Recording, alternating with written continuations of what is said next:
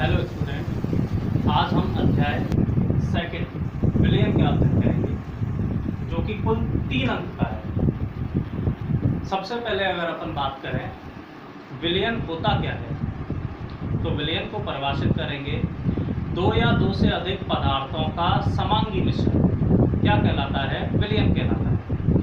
दो या दो से अधिक पदार्थों का समांगी मिश्रण क्या कहलाता है, विलयन कहलाता है। अब यहाँ समांगी का अर्थ होता है कि ऐसा मिश्रण जिसमें घटक एक दूसरे में क्या होते हैं, मिश्रित होते हैं। समांगी का अर्थ क्या होता है, जिसमें घटक एक दूसरे में मिश्रित होते हैं, समांगी कहलाता है। अब देखिए विलयन जो होता है, विलयन विलय और विलायक से मिलकर बना होता है। विलयन किससे मिलकर बना होता है, विलय और विलायक से। अब विलय क्या होता है, तो विलयन में उपस्थित वह अवयव जो कम मात्रा में उपस्थित होता है। विलयन में उपस्थित वह अवयव जो कि कम मात्रा में उपस्थित होता है, विलय कहलाता है। जबकि विलायक की बात करें तो विलयन में उपस्थित वह अवयव जो कि अधिक मात्रा में उपस्थित होता है, क्या कहलाता है, विलायक कहलाता है। तो आप कह सकते हो विलयन विलय और विलायक से मिलकर बना होता है।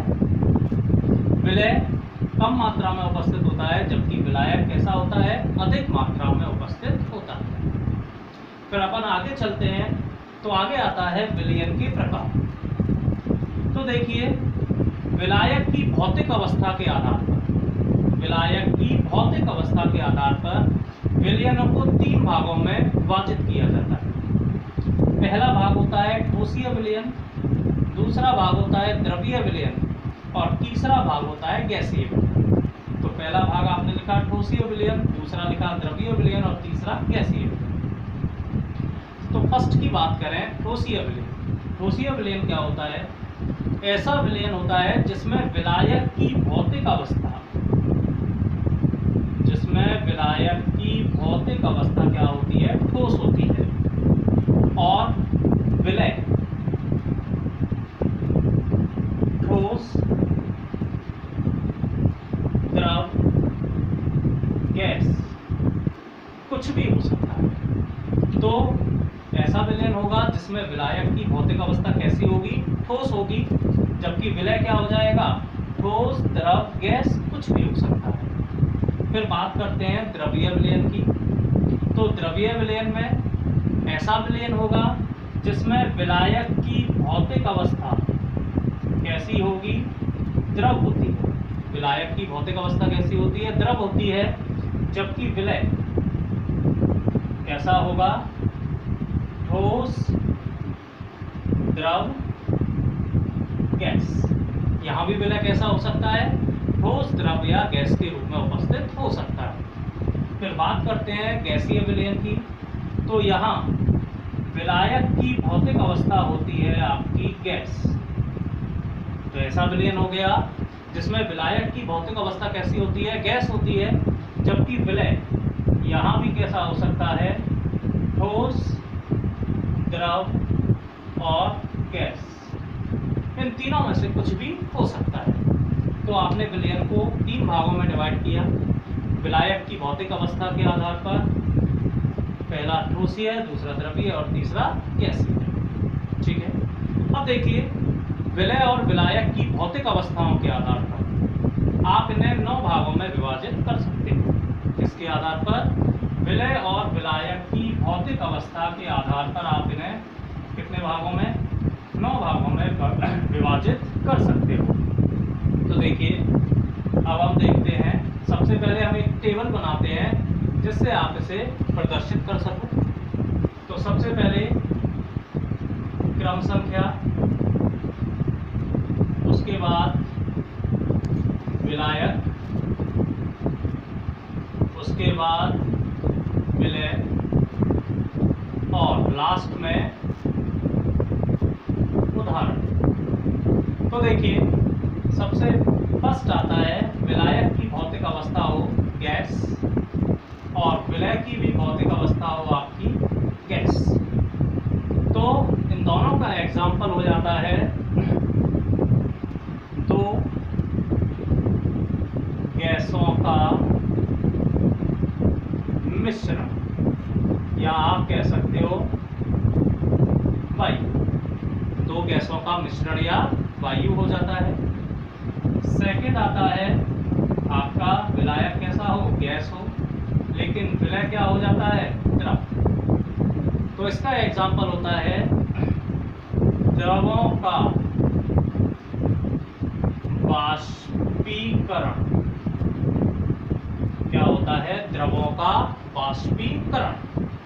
फिर थर्ड आता है विलायक की भौतिक अवस्था गैस हो, लेकिन विलय कैसा हो जाता है, ठोस।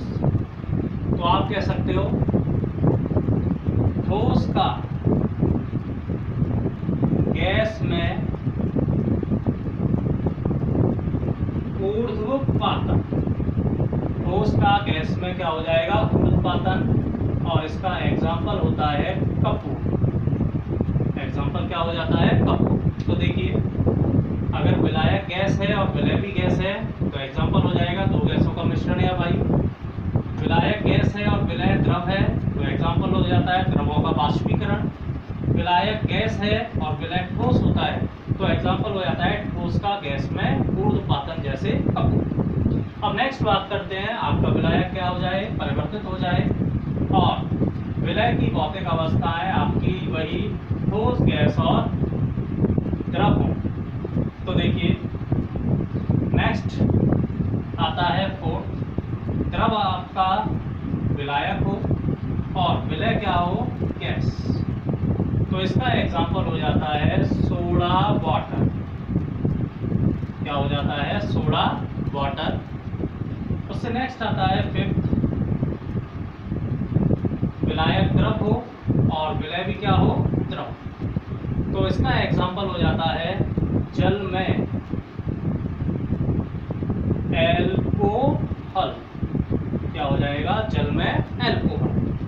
नेक्स्ट आता है सिक्स, आपका विलायक द्रव हो और विलय ठोस हो। विलायक कैसा हो, द्रव, और विलय कैसा हो, ठोस।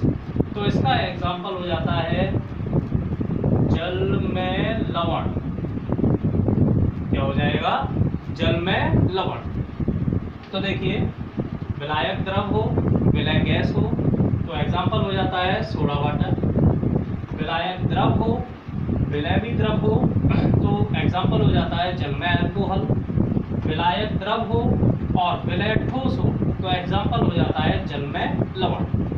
अब अपन आगे बात करते हैं जब विलायक की भौतिक अवस्थाएं आपकी क्या हो जाएं, ठोस हो जाएं, और विलय क्या उपस्थित हो, ठोस, द्रव और गैस।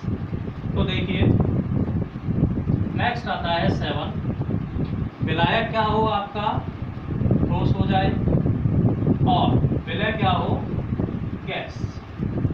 तो ये क्या कहता है, ठोस की सतह पर